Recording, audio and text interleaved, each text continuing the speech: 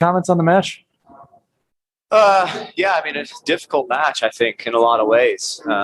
It's very difficult to break down a team that sits so deep.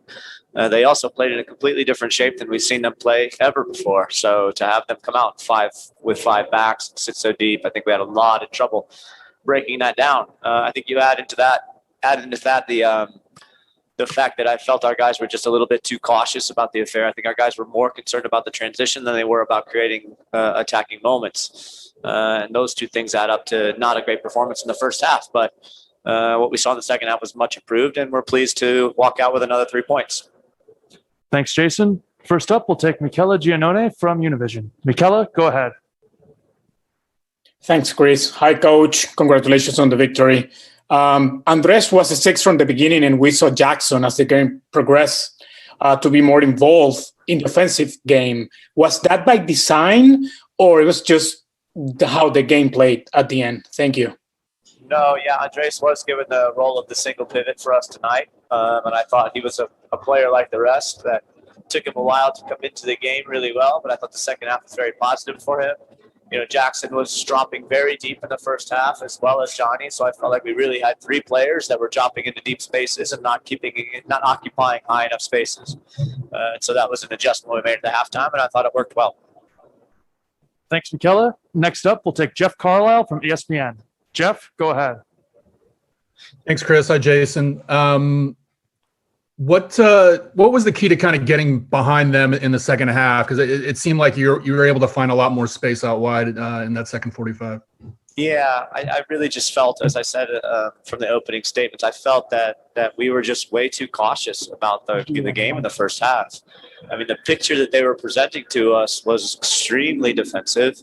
5 players in the back, nobody releasing in wide spaces, and both of our fullbacks were extremely hesitant about going forward. So it just didn't add up or make any sense. We needed to get those players really high. We needed to be looking for wide combinations, and we just weren't getting the job done. So for me, it was mostly about positioning, but also about intent and attitude.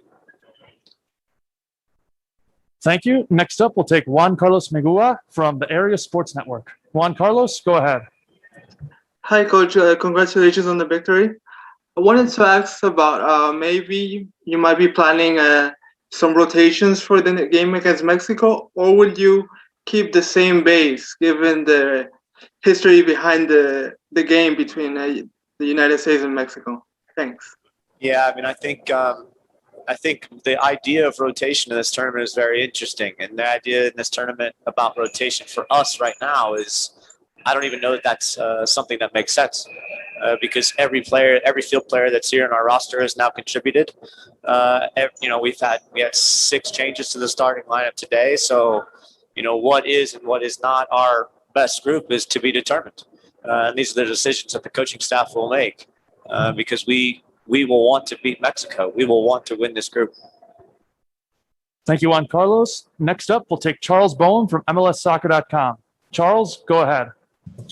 Hey, Jason, congrats on the win. It looked like the build-out was a little different in terms of the 3 central midfielders today and their positioning and their movement and the combinations. I was wondering if you could talk a little bit about that and how many different looks you guys are kind of going through as this tournament unfolds. Yeah, I think it looked a little different just because of the qualities of the players, the characteristics of Jackson and Johnny Cardoso. I think they both were very quick to want to drop into central spaces to help the build-up, when I think, in fact, when we review the video and we show them, we didn't need them there.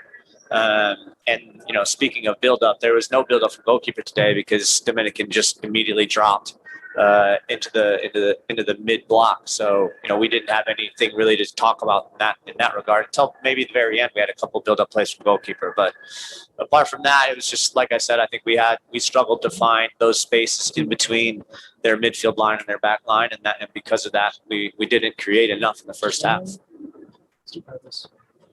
All right, thank you, Charlie. We'll take our final question now from Ivis Galarsa. Ivis, go ahead. Jason, as far as Hassani Dotson goes, he's someone who, coming into the tournament, I believe you talked about, some dynamic qualities he brings to the table. In the first game, he almost, he could have had an assist on Ferreira on that one ball, beautiful ball in. Today, he scores the 2 goals. What kind of makes it so dangerous and dynamic?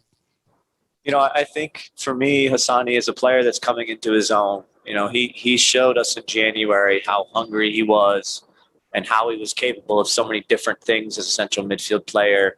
He showed up to this camp probably fitter than everybody else. He's worked extremely hard. He's, you know, had assists and goals in almost every single training session. And so it's really nice to see a player who is coming, I think, in a really good moment and is so hungry to help lead this team and push this team forward. So couldn't be more pleased for the kid. Awesome. Thank you, Ivis. And thanks everyone for joining us tonight. Jason, we appreciate the time. Very welcome, guys. Take care.